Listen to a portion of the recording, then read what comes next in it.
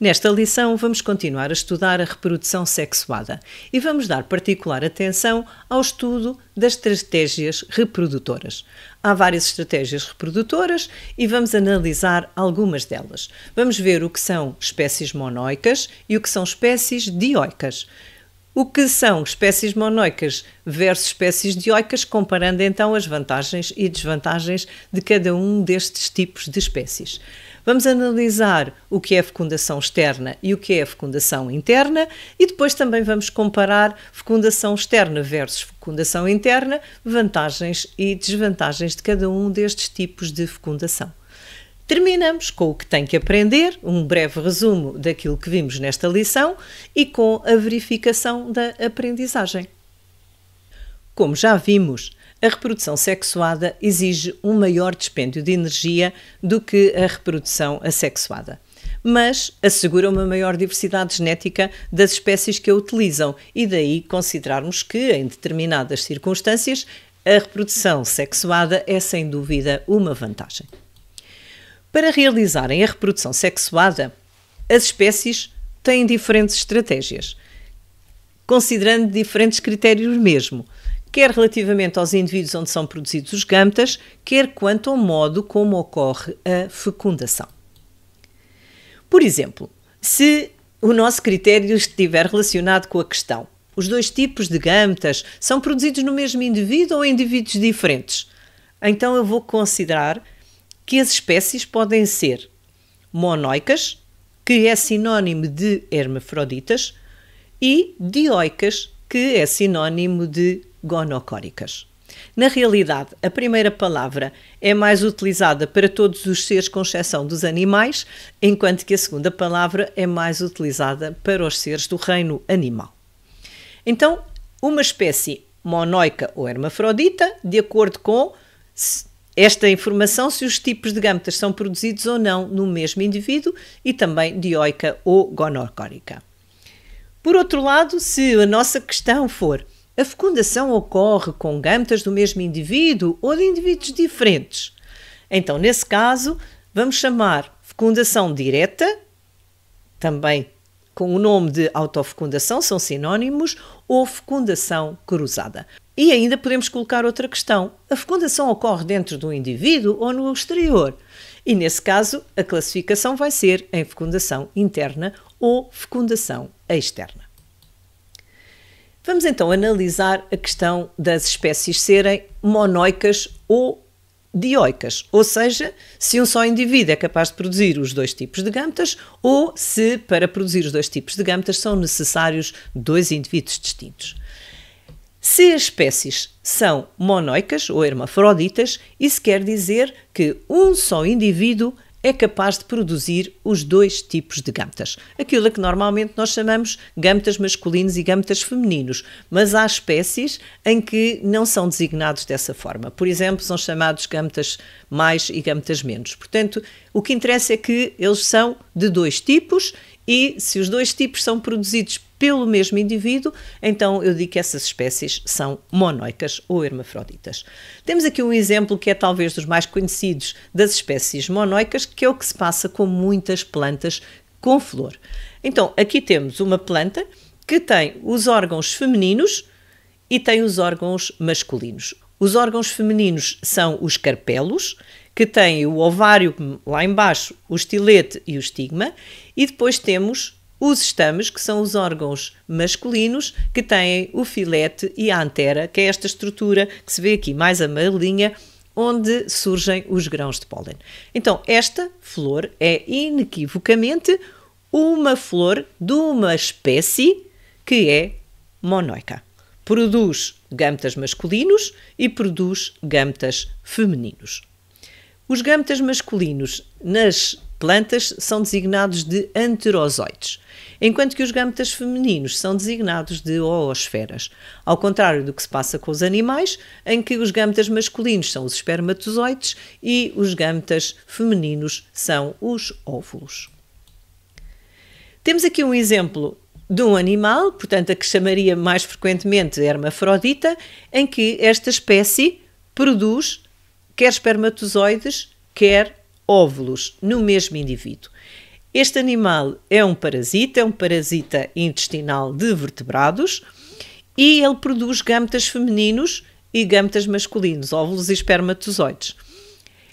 Esta espécie produz de tal forma que ela se consegue fecundar a ela própria. Isto é muito vantajoso porque este animal também é conhecido como bicha solitária, porque ela habita no intestino do animal que é o seu hospedeiro, apenas um animal.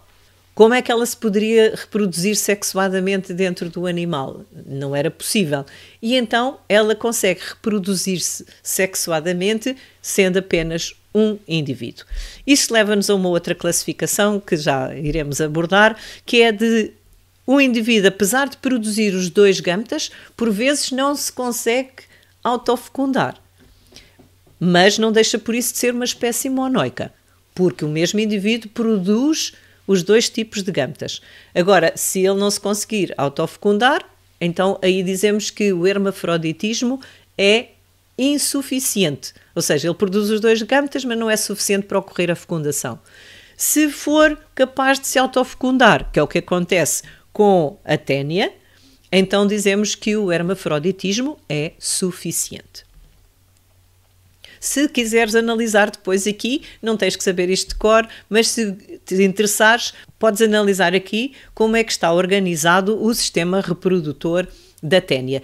Só para te ajudar a fazer esta interpretação, digo-te só que a ténia é constituída por estes segmentos e que, à medida que ela vai tendo estes segmentos maduros, vão estando na extremidade e esses segmentos maduros vão sendo eliminados com as fezes, podendo depois ser utilizados na alimentação de alguns animais e passarem a viver dentro do músculo dos animais que ingeriram esses pedacinhos que se foram libertando da extremidade da ténia. Então, relativamente às espécies monoicas, podemos considerar que o hermafroditismo é suficiente ou insuficiente.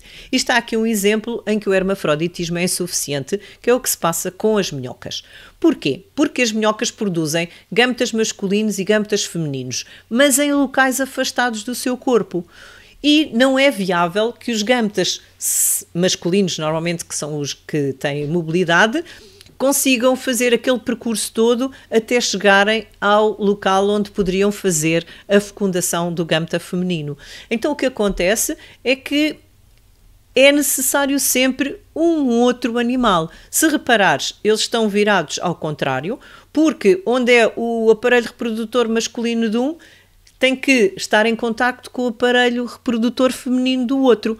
E se eles estiverem ao contrário e se encostarem, então têm essa conjugação de aparelho reprodutor masculino com aparelho reprodutor feminino e podem fazer então aqui a fecundação. Dizemos aqui que a fecundação é cruzada. Qual é a vantagem de então estes animais serem espécies monoicas? A vantagem é que sempre que encontra outro indivíduo, ele é sempre compatível em termos de reprodução sexuada, porque ambos têm os 2 sexos. Um outro exemplo que é aqui muito interessante é de animais que nascem todos machos, mas que depois de um ano se convertem em hermafroditas. Este animal, então, é um berbigão gigante e que tem esta particularidade. Quando nasce, ele é macho, mas depois, à medida que cresce, torna-se hermafrodita.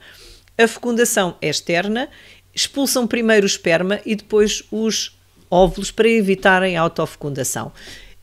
E isto aqui eu vou ter que falar de vários conceitos que ainda não abordámos bem, mas que se eu não falar já deles depois também não faz sentido.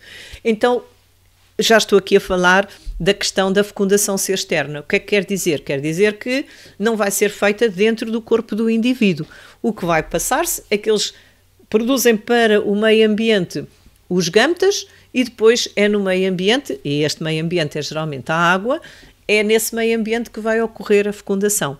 Se eles lançarem simultaneamente os espermatozoides e os óvulos, é claro que a probabilidade deles se autofecundarem, ou seja, os espermatozoides e os óvulos saíram do mesmo indivíduo, fecundarem-se uns aos outros, é muito grande.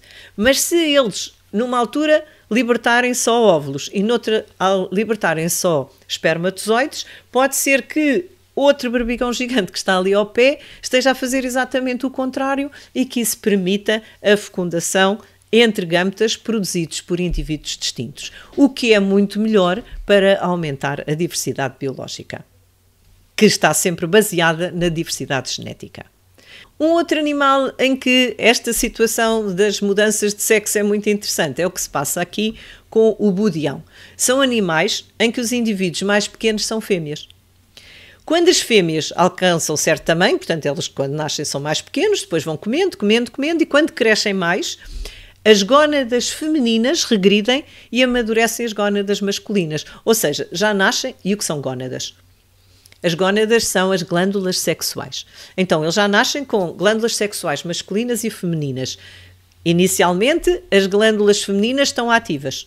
Depois, quando o animal já está maior, as glândulas femininas regridem e são só as masculinas que passam a desenvolver-se e só são eliminados, então, espermatozoides e não são mais eliminados óvulos. Então, neste caso, o animal muda de fêmea para macho. Também ao contrário a acontecer com os peixes, os que mudam de macho para fêmea. Outras espécies caracterizam-se por cada indivíduo ser capaz de produzir apenas um dos tipos de gâmetas, ao contrário daqueles que temos vindo a analisar. Espécies monoicas, o mesmo indivíduo é capaz de produzir os dois tipos de gâmetas. Se ele só for capaz de produzir um tipo de gâmetas, então eu digo que as espécies são dioicas. Dioicas porquê? Porque para produzir os dois gâmetas eu preciso de dois indivíduos. Então daí chamarem-se dioicas. Também gonocónicas. Para ocorrer reprodução são sempre necessários dois indivíduos de sexos diferentes. Para não pensares que nas plantas o caso é sempre de espécies monoicas, mostro-te aqui um exemplo de duas plantas que são exclusivamente dioicas. Então temos aqui a Jubaea chilensis, que o exemplo que eu tenho aqui, porque não encontrei uma flor com o outro sexo, é um exemplo de uma flor só com estames, ou seja, só produz grãos de pólen, que são as estruturas onde vão ser transportados os gâmetas, que são os antrozoides. Aqui temos uma flor que só produz gâmetas masculinos. Mas não é só isso. Esta planta só produz flores que só produzem um tipo de gâmetas. Porque há algumas espécies que, apesar de serem monoicas, têm na mesma planta umas flores que são só femininas e outras flores que são só masculinas. Mas essas espécies, como produzem os dois tipos de gâmetas, apesar de serem em estruturas diferentes, são monoicas. Nestes casos que estou aqui a mostrar-te, estas plantas são dioicas, ou seja, todas as flores daquela planta só produzem ou gâmetas masculinos ou gâmetas femininos. Então aqui temos as anteras bastante desenvolvidas, produzem os grãos de pólen, que levam lá dentro os antrozoides, e aqui temos um exemplo de uma flor que é feminina, com os carpelos, que são os órgãos femininos onde vai ocorrer a fecundação. Na realidade, o que vai ter que acontecer é que os grãos de pólen têm que chegar aqui ao estigma do carpelo e depois os grãos de pólen, é interessante porque os grãos de pólen conseguem abrir um tubinho dentro do órgão feminino e com enzimas eles conseguem abrir caminho e irem até lá bem ao fundo, porque é bem lá embaixo que vai estar o ovário, onde vão estar as oosferas e então ocorre a fecundação. Então, ambas são espécies dioicas. Tanto esta, a Cucurbita moschata, como a Jubaea chilensis. O exemplo dos animais que são mais nossos conhecidos, geralmente são mais evidentes, e em que o exemplo que eu trouxe é um em que há mesmo dimorfismo sexual. E o que é que isso significa? Que é possível, pelo aspecto, distinguir qual é o macho da fêmea. Aqui temos a espécie que é Otaria flavensis, que são os leões marinhos, em que os machos são bastante diferentes das fêmeas. Então dizemos que eles têm dimorfismo sexual. Há animais em que isso não é observável. É claro que eles têm órgãos sexuais diferentes, mas o aspecto é idêntico. Então esses não têm dimorfismo sexual. Morfo significa forma. Então, duas formas, dimorfismo sexual. Duas formas que mostram o sexo. Ou a ausência de dimorfismo sexual, quer dizer que não é possível fazer a distinção.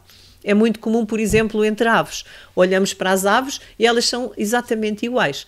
No entanto, há algumas aves em que há características distintivas. Sendo assim, comparando espécies monoicas e espécies dioicas. Uma monoica ou hermafrodita é aquela em que os dois tipos de gâmetas são produzidos no mesmo indivíduo. Quais são as vantagens? O indivíduo pode cruzar-se com qualquer um da população, porque qualquer um da população vai sempre ter os gâmetas que são o oposto daqueles gâmetas, porque ambos têm os dois tipos de gâmetas, ou às vezes nem sequer precisa de outro indivíduo, porque pode ocorrer a fecundação no próprio indivíduo. E assim é poupada energia. Desvantagens. É pouco especializada por comparação com as estratégias das espécies dioicas e, sendo pouco especializada, tem piores resultados de uma maneira geral. Espécie dioica ou gonocórica. O que é que vem aqui por trás deste conceito? Que os dois tipos de gâmetas são produzidos em indivíduos diferentes.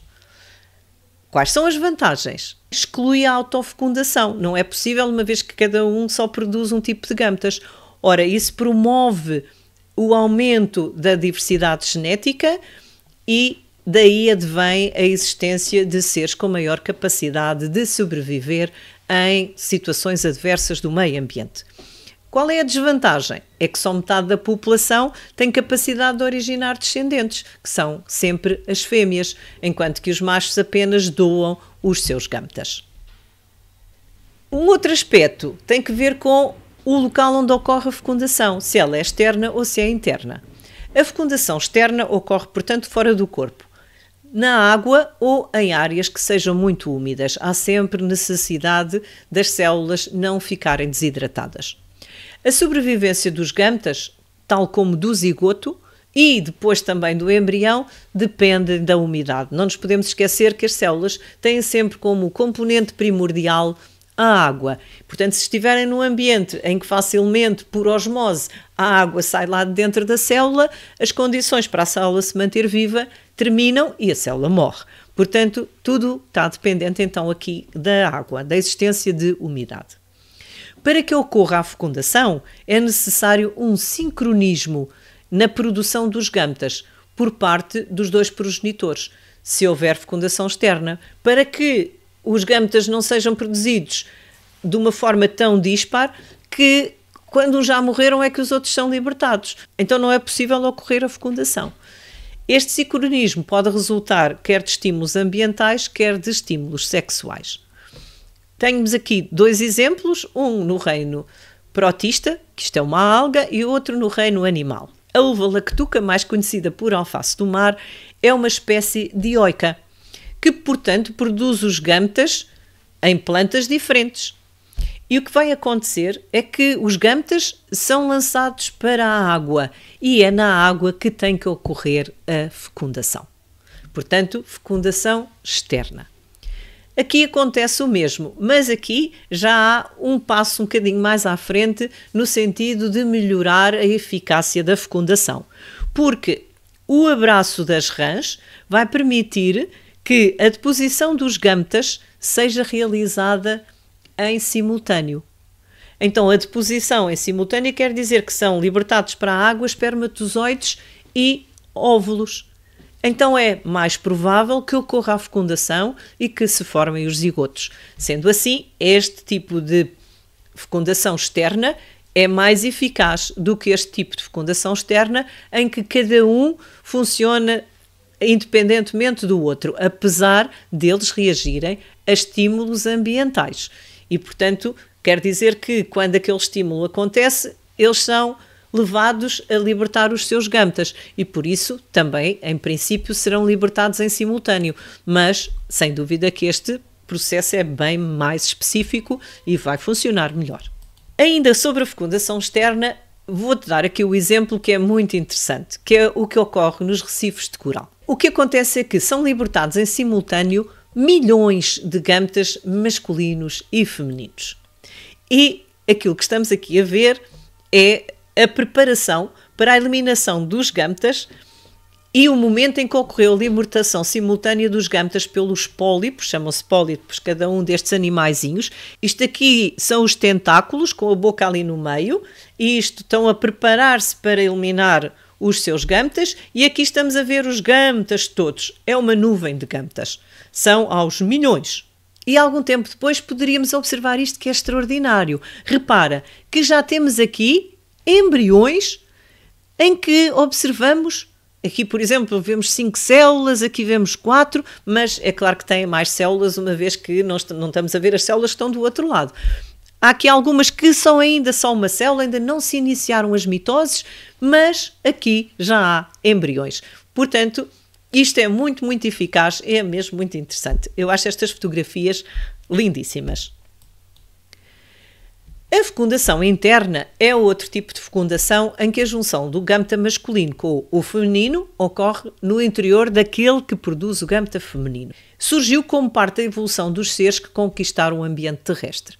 Muito brevemente vou-te só explicar esta conquista do ambiente terrestre. A conquista do ambiente terrestre teve muitos problemas, mas um deles foi o da falta de água. Enquanto que na água, como vimos com os corais, é muito fácil libertar simultaneamente os gâmetas. E como aquilo é água, os gâmetas não morrem imediatamente por dessecação. Se isto fosse feito em terra, sem água, os gâmetas morriam. Não havia fecundação, a espécie morria também. Sendo assim, a conquista do ambiente terrestre só foi possível à medida que foram surgindo estratégias que facilitavam a sobrevivência sem água. E esta é uma dessas estratégias, que é colocar o gâmeta já dentro do corpo do outro indivíduo, porque assim o gâmeta não tem que lidar com um ambiente que potencialmente lhe iria retirar a água e o iria fazer morrer. Há outros problemas que tem que enfrentar, mas esse não tem que enfrentar. Então, a conquista do ambiente terrestre foi, na realidade, uma conquista que adveio do desenvolvimento de características que facilitaram a independência de vários aspectos, até, por exemplo, do transporte da água, como acontece, por exemplo, com as plantas, que as mais complexas são capazes de transportar água, as mais simples ainda não conseguiam transportar a água, mas as mais complexas já conseguem ser muito grandes porque conseguem ter mecanismos que lhes permitem levar a água até zonas muito afastadas do solo, que é onde é a base de fornecimento da água. Então, conquista do ambiente terrestre e fecundação interna estão intimamente associadas. Trago-te aqui só alguns aspectos. Não só os seres terrestres têm a fecundação interna, no entanto, os seres terrestres que têm fecundação interna são aqueles que têm a sua vida mais facilitada. Na água há mais possibilidades de sobreviver sem a fecundação interna. Temos aqui o exemplo dos cavalos marinhos, em que, sendo dentro d'água, poderiam ter adotado uma estratégia diferente, mas em que a estratégia adotada foi também a estratégia de fecundação interna. Nos animais, o ato de introduzir os espermatozoides no interior do aparelho reprodutor tem o nome de cópula. Então, o que estamos a ver aqui é a cópula destes animais marinhos, os cavalos marinhos, e também a cópula destes animais terrestres, são estas borboletas que têm umas cores espetaculares, que estão então neste ato de introduzir os gâmetas masculinos, os espermatozoides, no aparelho reprodutor feminino, onde eles vão poder encontrar-se com os óvulos e originar os zigotos ou ovos. Então a cópula assegura a colocação dos gâmetas masculinos numa localização que favorece a fecundação. Portanto, eles vão estar próximos do local onde estão os óvulos. Um exemplo de uma planta em que acontece fecundação interna é desta planta que, apesar dela ser das mais simples, ela tem já a fecundação interna. Já visto o exemplo de plantas que são as mais evoluídas, que são as que produzem flor, em que eu te disse que também aí acontece fecundação interna, porque o grão de pólen é depositado no estigma do órgão sexual feminino, ele tem que fazer um tubo, que se chama tubo polínico, dentro do carpelo, e dentro desse tubo polínico vai-se deslocar o antrozoide, que vai depois ser capaz de fecundar a oosfera, que está bem lá embaixo na flor, na zona do ovário. Aqui é uma situação em que também é necessário que o antrozoide entre nos órgãos femininos, como aqui está representado. Estes órgãos são mais simples do que os órgãos das flores e têm designações diferentes.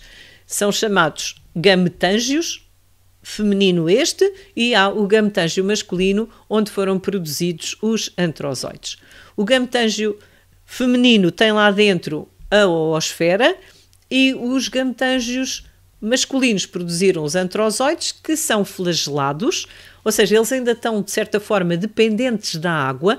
É necessário que sobre o musgo hajam umas gotinhas de água para eles serem capazes de nadar e chegarem até à parte superior do gametángio feminino e depois então entrarem lá dentro e irem fecundar a oosfera. A partir daí vai-se formar aqui dentro o zigoto e o novo indivíduo nasce aqui de dentro.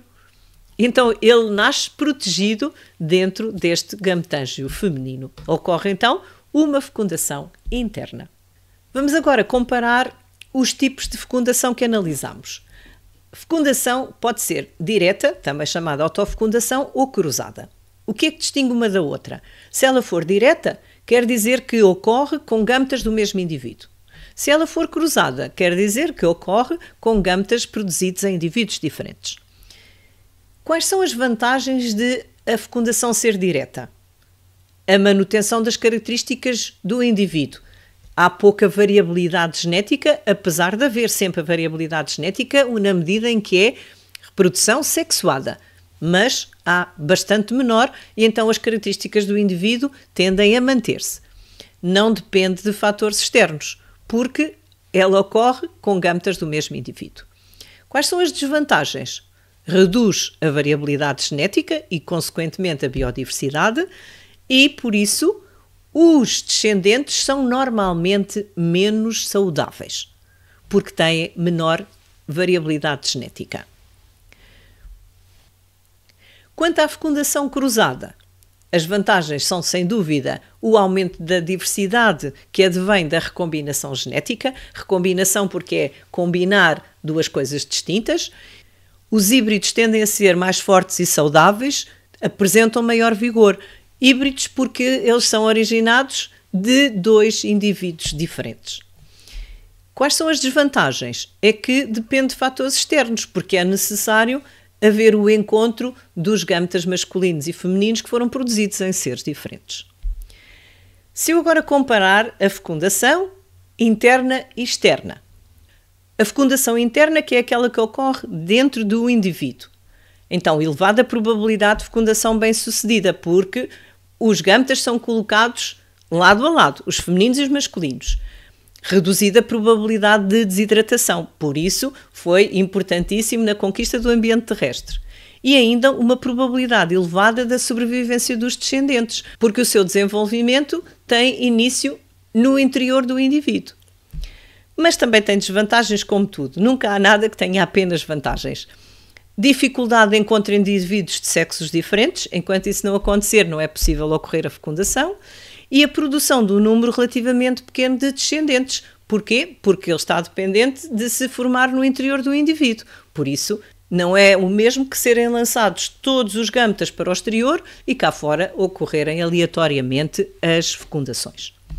Por outro lado, se a fecundação for externa, ou seja, se ocorreu no ambiente, não dentro do ser vivo, ela vai criar maior variação genética, porque o mesmo indivíduo vai distribuir os seus gametas por muitos outros indivíduos, enquanto que quando a fecundação é interna, aquele indivíduo só depositou os gametas masculinos naquele indivíduo feminino, produz obviamente um número substancial de descendentes e os gametas fluem livremente e podem encontrar um par.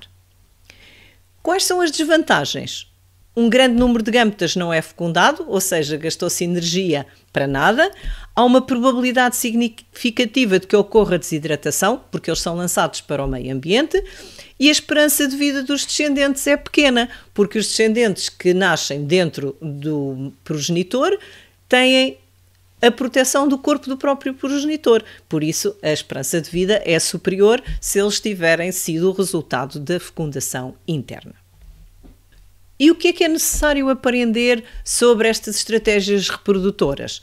é preciso saber distinguir muito bem o que é uma espécie monoica ou hermafrodita de uma espécie dioica ou gonocórica, saber cada um destes conceitos e depois saber distinguir, saber também o que é fecundação direta ou autofecundação e sabê-la distinguir da fecundação cruzada, assim como saber muito bem o que é fecundação interna e saber distingui-la da fecundação externa. É preciso compreender as vantagens e desvantagens das diferentes estratégias reprodutoras, assim como a relação entre as estratégias reprodutoras e o meio ambiente, nomeadamente a relação com a conquista do ambiente terrestre. Estamos já no nosso tópico de verificação da aprendizagem. Após teres analisado estas perguntas, vamos então proceder à análise conjunta das mesmas perguntas.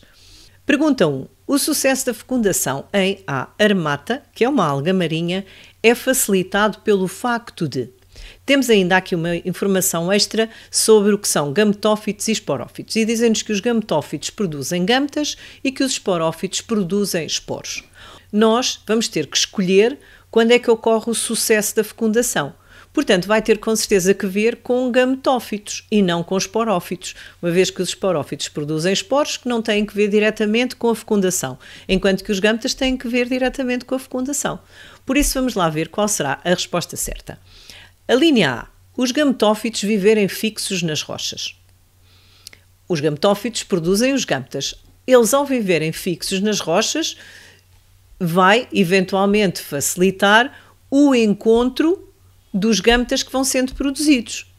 Portanto, estarem fixos é uma vantagem relativamente a andarem livres na água, porque era mais difícil que os gametas se encontrem. Por isso, esta parece uma boa hipótese de escolha. No entanto, vamos analisar as outras. B. O tetrasporófito pode fixar-se em substratos como lapas ou outras algas. Ora, o tetrasporófito é um esporófito, logo produz esporos, não nos interessa. Então o B não pode ser a resposta certa. C. Os gametângios masculinos e femininos estarem em indivíduos diferentes. Ora, os gametângios têm que ver com o nosso problema, que é da fecundação. Mas eles estarem em indivíduos diferentes não vêm em nada ajudar ao sucesso da fecundação. O que ajudaria ao sucesso da fecundação é se eles estivessem no mesmo indivíduo e assim facilitasse a fecundação. Portanto, esta também não pode ser. A linha D. O tetrasporângio produzir e acumular metabolitos. Mais uma vez, é sobre o esporângio, não sobre o gametângio. Não tem que ver com gametas, mas sim com os poros. Logo, esta resposta também não pode estar certa. E então, com certeza que é a linha A. Os gametófitos viverem fixos nas rochas. Escolha a linha A. Segunda questão. Na conquista do ambiente terrestre, a tendência evolutiva das plantas foi no sentido de um predomínio da fase... Ora, conquista do ambiente terrestre, já vimos que uma coisa que é muito importante é o aumento da diversidade. Além de que é também muito importante que seja possível não depender tanto da água. Assim, vamos ver se as alternativas têm que ver com este nosso raciocínio a priori. A linha A. Haploide e da fecundação cruzada. Ora, predomínio da fase haploide e da fecundação cruzada. Bom, vamos lá ver quais são as outras. Predomínio da fase diploide e da fecundação cruzada. Então, uma das coisas que temos que escolher é haploide relativamente a diploide. Qual destas etapas do núcleo, quando o núcleo é haploide ou quando o núcleo é diploide, confere maior variabilidade àqueles seres? É quando é diploide. Porquê? Porque tem 2 cromossomas de cada tipo. Logo, aumenta a possibilidade das combinações serem diferentes. Aumenta a variabilidade. Então, com certeza que diploide é melhor do que ser haploide. E quanto à fecundação cruzada? Fecundação cruzada é o ideal para aumentar a diversidade genética, por isso também aumentar a diversidade de características. Portanto, parece-nos que já encontramos aqui a resposta certa, seria a B. Vamos ver as outras alternativas. C. Haploide. Bom, esta já vamos eliminar, porque já vimos que é vantajoso ser diploide relativamente a ser haploide. Então não é. D. Diploide, podia ser, e da autofecundação. Bom, mas a autofecundação diminui a diversidade relativamente à fecundação cruzada. Então, só pode mesmo ser a nossa linha B.